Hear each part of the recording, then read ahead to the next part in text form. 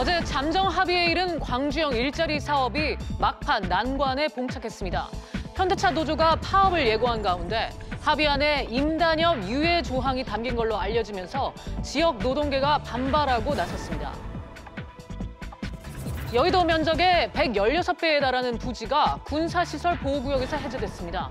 이번 보호구역 해제 지역은 대부분 강원도와 경기 북부 지역으로 앞으로 건축물과 토지 개발이 허용됩니다. 회사 전현직 직원에 대한 엽기 행각으로 검찰에 구속된 양진호 한국미래기술회장의 부당 노동 행위가 추가로 드러났습니다. 고용노동부는 특별 근로감독을 실시해 폭행과 취업방해, 임금체불을 포함한 46건의 위법 행위를 적발했습니다. 다음 달 1일부터 유효기간 10년이 지난 항공사 마일리지가 소멸됩니다. 정부는 소비자들이 소멸 전에 마일리지를 편리하게 사용할 수 있도록 성수기 5% 좌석 배정 등 마일리지 제도 일부를 개편했습니다. 이상의 시각 주요 뉴스입니다. 우리 시간으로 오늘 새벽 마감된 뉴욕 증시가 큰 폭으로 하락했습니다. 이 영향으로 우리 증시도 부진한 흐름을 보이고 있는데요. 보도국 연결해서 자세한 내용 알아보겠습니다. 임종윤 기자. 네, 보도국입니다. 뉴욕 증시가 많이 떨어졌죠? 굉장히 많이 떨어졌습니다. 다우지수는 거의 800포인트 하락을 하면서 25,000선을 턱걸이했고요. S&P 500 지수 3.4%, 나스닥 지수는 4% 가까이 추락했습니다. 네, 왜 이렇게 급락했습니까? 일단은 미중 무역 갈등 해소에 대한 기대감이 사그라들었기 때문입니다. 앞으로 90일간의 추가 협상을 할 미국 쪽 협상 파트너의 강경파인 로버트 라이트하이저 무역 대표부 대표가 선임된 게 일단 직접적이고요. 여기에다 요 며칠 사이 트럼프 대통령을 필두로 해서 윌버로스 상무장관, 레리 커들러 백악관 국가경제자문위원장까지 중국을 계속 압박하고 있습니다. 이 때문에 이번 협상이 뭐 잘 되겠냐 이런 비관론이 우세한 게 오늘 시장의 악재가 됐습니다. 여기에 미국 경제에 대한 우려감도 악재가 됐다고요? 사실은 그게 더 크다고 봐야 될 것 같은데요. 일단 그 근거로 제시된 게 장단기 금리의 역전이 임박했다라는 겁니다. 채권 금리는 만기가 길수록 높은데요. 왜냐하면 오랫동안 투자자들이 채권을 보유할 수 있도록 높은 금리를 제공하기 때문입니다. 때문에 장기 채권 금리는 대개 단기 채권 금리보다 높은 게 일반적인데 요즘 좀 분위기가 이상해졌습니다. 단기 채권인 미국 국채 2년물의 금리와 장기 채권인 10년물 간의 금리 차이가 최저치로 좀 줄어들었기 때문인데요. 2007년 금융위기 직전에 이런 상황이 발생했습니다. 즉 장단기 금리가 역전하는 상황이 발생했기 때문에 이런 상황이 발생하자 미국 금융위기처럼 경제가 나빠지는 게 아니냐 이런 우려감이 커지면서 오늘 주가 급락의 원인이 됐다는 분석입니다. 네, 이것 때문에 우리 증시도 오전에 상황이 좋지 않았죠? 그렇습니다. 출발부터 좀 안 좋았죠. 장 초반에 코스피 2100선, 코스닥 700선이 차례로 무너지면서 불안한 그런 모습을 보였는데요. 12시가 조금 넘은 지금 상황에서는 코스피, 코스닥 모두 2100선, 700선을 살짝 회복한 상황입니다. 그러니까 낙폭을 줄이긴 했습니다. 11시 37분 현재 보니까 외국인이 800억 넘게 매도를 하고 있고요. 기관과 개인은 순매수를 하고 있습니다. 지금까지 보도국에서 전해드렸습니다. 오늘 오전 예정됐던 광주형 일자리 노사민정협의체 회의가 한국노총이 불참하면서 오후로 연기됐습니다. 어제 광주시와 현대차 간의 합의로 광주형 일자리가 극적 타결되는가 싶었는데 노동계 반대에 다시 안개 속으로 빠졌습니다. 먼저 취재기자 연결하겠습니다. 윤지혜 기자. 네, 윤지혜입니다. 네, 오늘 오전에 광주형 일자리에 대한 노사민정 결의가 있을 예정이었는데 언제로 연기된 건가요? 네, 오전 10시 반에 예정됐던 노사민정협의체 회의는 한국노총 불참으로 오후 3시로 연기됐습니다. 기업이 낮은 임금으로 근로자를 고용하는 대신 복리후생 비용을 지원해서 일자리를 만드는 광주형 일자리는 또다시 위기에 놓이게 된 건데요. 당초 어제 현대자동차와 광주시가 최종 협상안에 잠정 합의하면서 오늘 오전 노사민정 공동 결의를 한 후 내일 투자협약 조인식을 가질 예정이었는데 하지만 어젯밤 최종 협상안을 확인한 한국노총이 광주시가 제시한 현대차와의 투자협약 내용을 받아들일 수 없다고 밝히면서 공동 결의가 어렵게 됐습니다. 네, 잠정 합의안에 대체 어떤 내용이 담겼길래 한국노총이 강하게 반대하고 있는 건가요? 네, 한국노총이 크게 반발한 내용은 잠정 합의안 가운데 5년간 임단협 유예라는 취지의 내용인 것으로 전해졌습니다. 광주시가 공개한 협약안에는 광주 완성차 공장이 차량 35만 대를 생산할 때까지 단체 협약을 유예하는 내용이 포함된 것으로 알려졌는데요. 노동계는 35만 대 생산으로 문구를 바꿨지만 연간 생산 물량이 7만 대인 만큼 5년간 단체 협약을 유예하는 것이나 마찬가지라고 보고 있습니다. 이는 노동 3권을 제한하는 독소 조항으로 노동계 입장에서 받아들일 수 없다면서 강하게 반발했습니다. 광주형 일자리에 강하게 반대해온 현대차 노조 역시 오늘 오후 확대 운영위원회를 열어서 광주형 일자리 협상이 타결됐을 때 파업 일정과 수위 등을 논의할 예정입니다. 사실상 타결된 것으로 보였던 광주형 일자리가 또다시 막판에 비상등이 켜졌습니다. 지금까지 SBS CNBC 윤지혜입니다. 앞서 보신 것처럼 광주시와 현대차가 오랜 협상 끝에 잠정 합의안은 만들었습니다. 그런데 임단협 5년 유예라는 걸림돌에 노조 반발이 심한 상황입니다. 최종 타결까지 험로가 예상되는데요. 최영일 시사평론가 모시고 얘기 나눠보도록 하겠습니다. 평론가님, 사실상 타결이 되는 게 아닌가 했는데요. 맞아요. 어떻게 된 겁니까? 오늘이 분기점이 될 것 같습니다. 네. 오늘 오후 3시로 지금 이 노사민정협의회가 연기됐잖아요.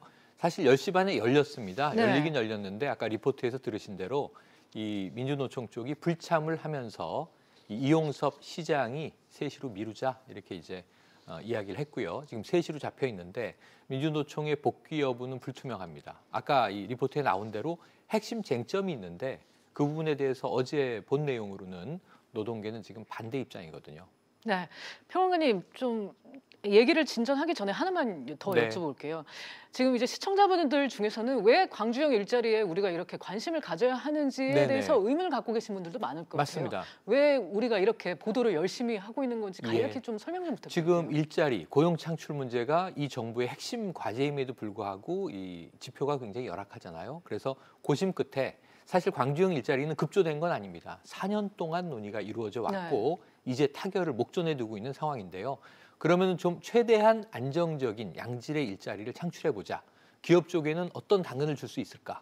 저임금으로 안정적인 조건으로 이 근로자를 쓸 수 있도록 하자. 그래서 지금 약속된 게 연봉 3,500만 원의 근로자들을 주당 44시간 시간을 활용을 해서 완성차 공장을 광주에다 만드는 겁니다. 아까 말씀하신 대로 대신에 좀 다소 저임금 아닌가? 자동차 회사는 더 많이 받던데 대신에 이 광주에 주거라든가 교육이라든가 복지 환경을 시가 제공하는 거예요. 그러다 보니까 임금 보전 효과로 다른 인프라를 좀 더 안정적인 이제 이 제공을 받으면서 일할 수 있다.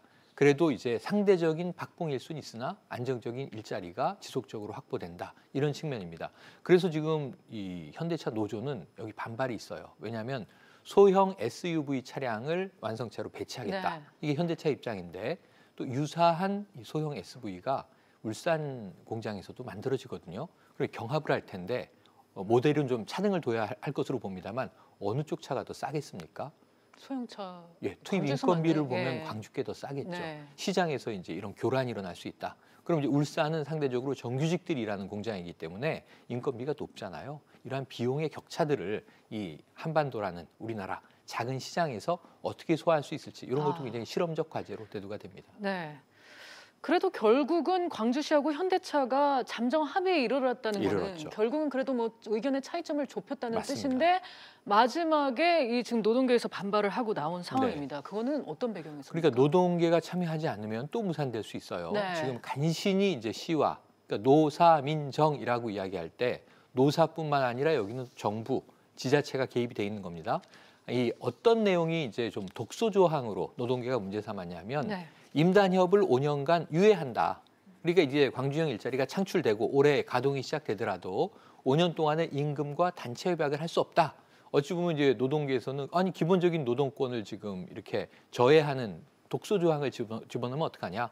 이거 있으면 우리 못 받는다 그랬거든요. 현대차가 양보했습니다. 이 독소 조항이라고 주장하는 거를 제거했어요.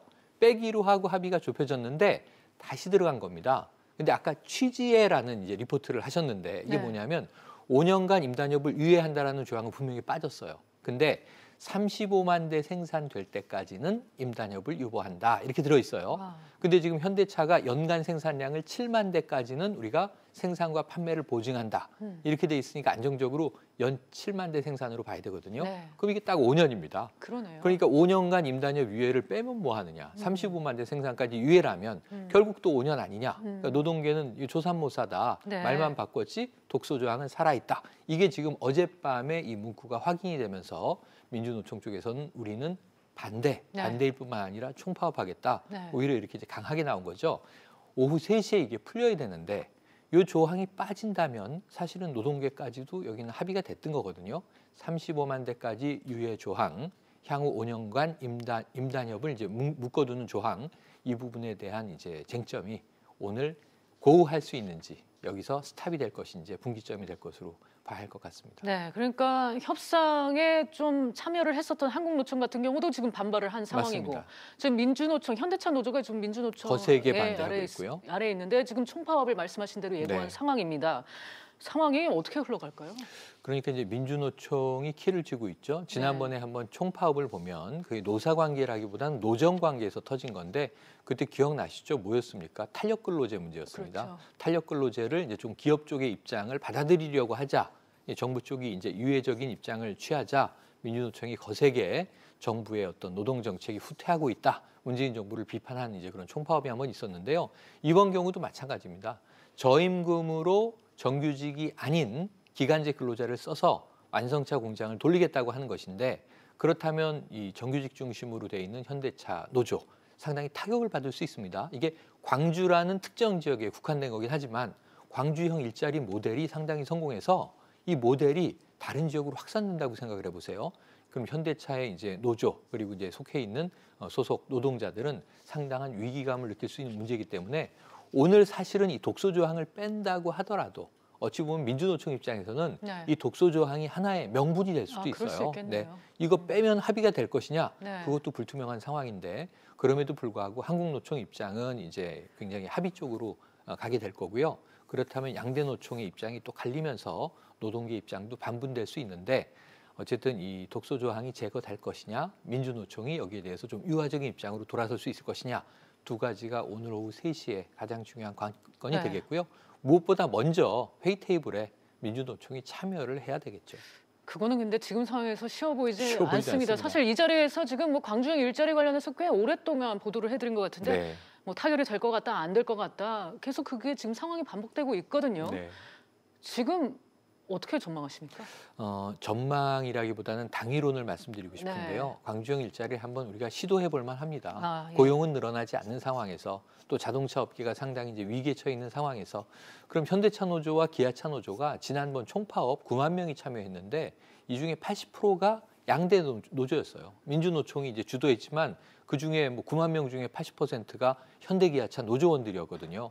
언제까지 이렇게 이 기업에 좀 활력을 찾아가는 과정에서 강경투쟁만 할 것이냐. 지금 정부와도 부딪힘이 좀 있지 않습니까? 그렇죠. 임종석 실장 네. 더 이상 사회적 약자가 아니다.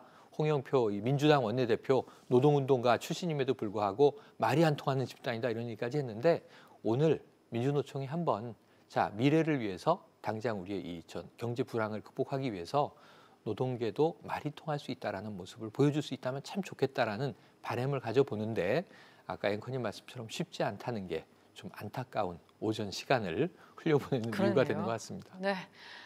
최영일 평론가와 함께 험로에 놓인 이 광주형 일자리와 관련해서 다시 한번 짚어보는 시간 가졌습니다. 평론가님 오늘 말씀 감사합니다. 고맙습니다. 정부가 그간 개발이 제한됐던 군사시설 보호구역을 대거 해제하기로 했습니다. 면적을 다 합하면 여의도의 116배에 달하는 역대 최대 규모입니다. 취재기자 연결해 보겠습니다. 박규준 기자. 네, 박규준입니다. 네, 규제가 풀린 곳이 어디입니까? 네, 63%는 강원도, 33%는 경기도로 주로 군사시설이 밀집된 그런 접경 지역입니다. 서울에서는 서초동이 포함이 됐고요. 경기도, 김포 등 그간 군사시설 보호구역으로 묶여서 개발이 제한됐던 지역들에 포함이 됐는데요. 더불어민주당과 정부는 오늘 오전에 당정 협의를 열고 3억 3,699만 제곱미터 부지를 군사시설 보호구역에서 해제하기로 결정을 했는데 이 해제되는 면적만 서울 여의도 규모의 116배로 94년 이후에 최대 규모입니다. 김태년 더불어민주당 정책위의장은 오전 당정 협의에서 당과 정은 군사시설 보호구역 지정과 관련된 군의 일방적인 정책 추진으로 그간 주민과 지방정부가 많은 불편과 피해를 겪었다는 데 공감했다며 해제 배경을 설명했습니다. 네, 규제가 풀리면 이 지역 분들에게는 어떤 변화가 생기는 건가요? 네, 보호구역 내에서는 건축물이나 토지를 증개축하는 이러한 개발 행위들이 제한이 되는데요. 해제가 되면 이런 제한들을 받지 않게 됩니다. 그러니까 이곳에 높은 건물이나 아파트도 지을 수 있고 대규모 개발도 가능하다는 의미입니다. 이에 따라 강원도 화천과 경기 김포, 연천, 파주 등 군사시설이 밀집한 접경 지역의 보호구역 위주로 대대적인 조정이 이루어질 것으로 보입니다. 네. 그리고 민간인 통제선 출입도 전부 다 간소화된다고요? 네, 그렇습니다. 합동참모본부는 2022년도까지 민간인 통제선 출입통제소에 무인인식 자동화 시스템을 설치하기로 했습니다. 민통선 이북 지역을 출입하는 영농인들의 불편을 줄이자는 취지인데요. 미리 발급받은 반도체 칩 카드만 있으면 자유롭게 민통선을 오갈 수 있게 됩니다. 당 과정은 이 자동화 시스템이 도입이 되면 연간 약 3만 명 규모의 주민과 관광객들이 출입 시간 단축을 체감하게 될 것으로 보고 있습니다. 지금까지 SBS CNBC 박규준입니다. 서울시가 청년과 신혼부부의 맞춤형 설계를 적용한 공공임대주택을 내년부터 공급합니다. 서울시와 서울주택도시공사는 청년과 신혼부부 맞춤형 임대주택 브랜드 청신호의 평면 개발을 완료하고 내년 성북구 정릉동을 시작으로 공급에 들어간다고 밝혔습니다. 내년부터 100가구가 넘는 민간 임대아파트의 임대료 증액 한도가 기존 5%에서 2, 3%로 낮아질 전망입니다. 국토교통부는 오늘 임대료 상한 기준 등을 담은 민간 임대주택에 관한 특별법 시행령 개정안을 입법 예고했습니다. 시행령에 따르면 100가구 이상인 민간 임대주택은 해당 시도의 주거비 물가지수 변동률 내에서만 임대료를 올릴 수 있습니다. 고용노동부가 지난달 폭행 혐의로 수사를 받고 있는 양진호 한국미래기술회장의 계열사 5곳에 특별 근로감독을 실시했는데요.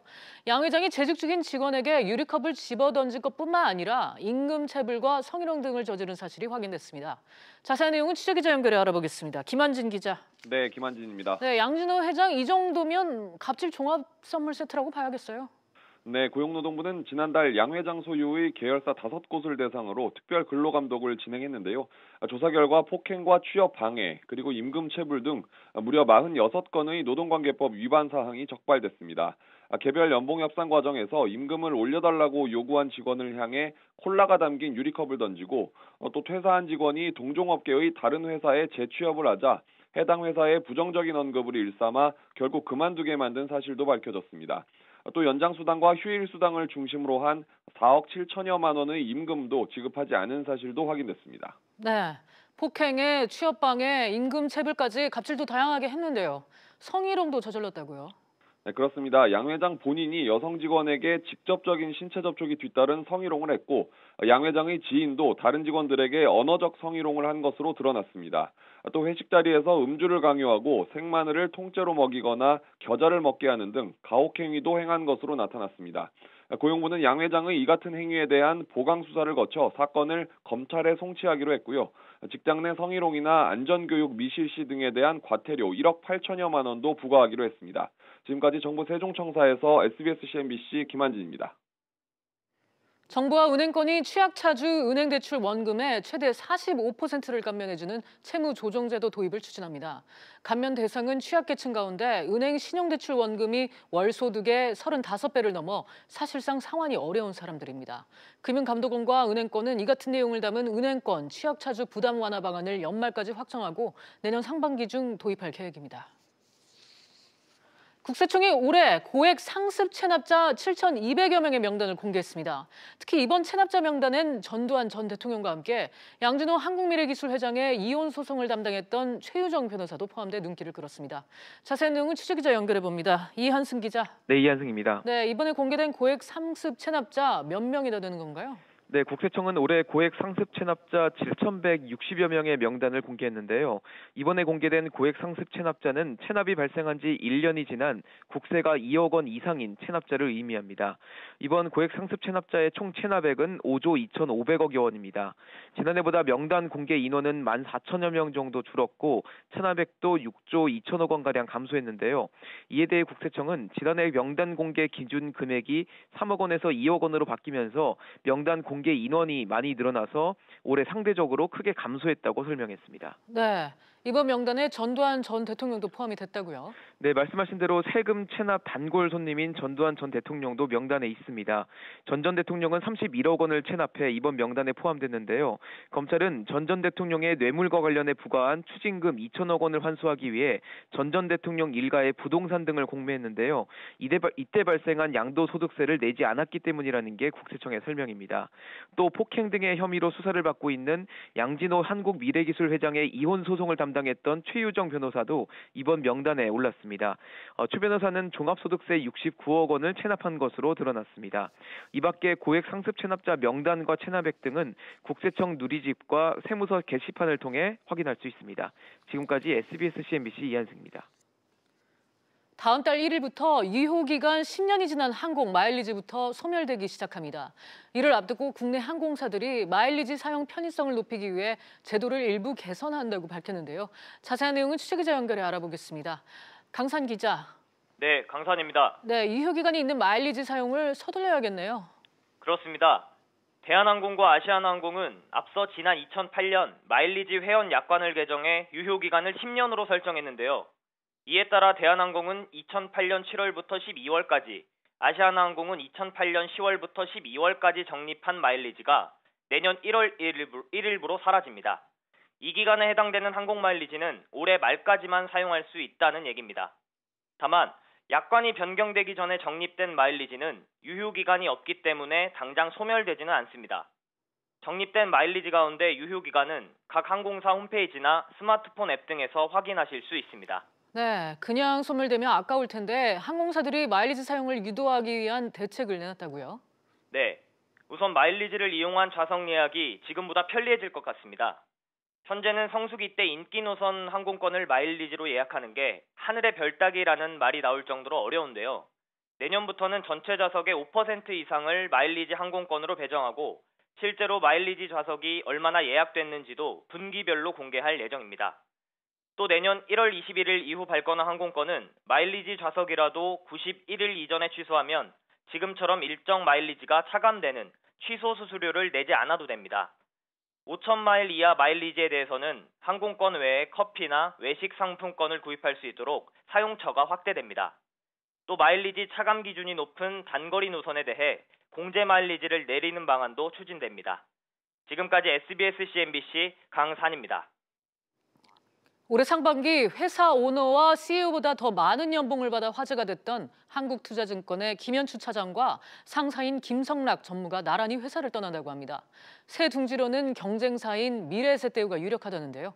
자세한 내용은 취재기자 연결해 알아보겠습니다. 김성현 기자. 네, 김성현입니다. 네, 김현추 한국투자증권 차장이 미래에셋으로 옮긴다고요? 네, 그렇습니다. 김현추 차장은 현재 한투증권에 사표를 제출해 사표 수리 절차가 진행 중인 것으로 알려졌습니다. 올해 37살인 김 차장은 상반기에만 총 22억 3천만 원의 보수를 받아 증권업계에서 임원이 아닌 일반 직원 중 최고 연봉자의 이름을 올려 화제가 됐고요. 22억 6천만 원으로 증권업계 연봉 1위자 김 차장의 직속 상관인 김성락 전 한투증권 전무도 지난달 중순 한투증권을 먼저 떠나 미래에셋으로의 이직을 준비 중입니다. 네, 이렇게 경쟁사에서 인력을 데려오는 게 흔한 일인가요?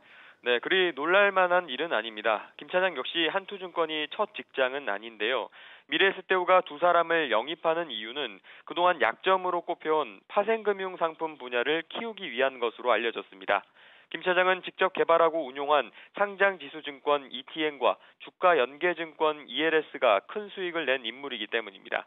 특히 내년 국내 주식시장이 조정을 이어갈 가능성이 높은 만큼 ELS나 ETN 등 상대적으로 주가 하락과 무관하게 수익을 거둘 수 있는 파생상품 수요가 커질 것이라는 판단이 작용한 것으로 보입니다. 지금까지 SBS CNBC 김성현입니다. 이 시각 증시 상황 함께 살펴보시죠. 간밤 미국 증시는 3% 넘게 빠졌습니다. 그에 비하면 국내 증시는 그나마 선방을 하고 있는 모습인데요. 코스피는 2100선, 코스닥은 702선에서 거래가 되고 있습니다. 장중 특징주도 함께 살펴보시죠. 우선 광주형 일자리 잠정 합의로 현대차가 현재 상승세 보이고 있고요. 국토부가 항공사 마일리지 서비스를 개선키로 하면서 대한항공도 상승세 보이고 있습니다. 또 코오롱 같은 경우에는 이웅열 회장의 상속세 탈세 혐의로 검찰에서 수사 소식이 들리면서 코오롱은 현재 하락세 보이고 있습니다. 마지막으로 반도체 보시겠습니다. 반도체에 대한 부정적인 전망이 나오면서 반도체 섹터, 그중에서도 삼성전자와 SK하이닉스가 현재 하락세 보이고 있습니다. 지금까지 증시 상황 알려드렸습니다. 오늘 저희가 준비한 내용은 여기까지입니다. 시청해주신 여러분 고맙습니다.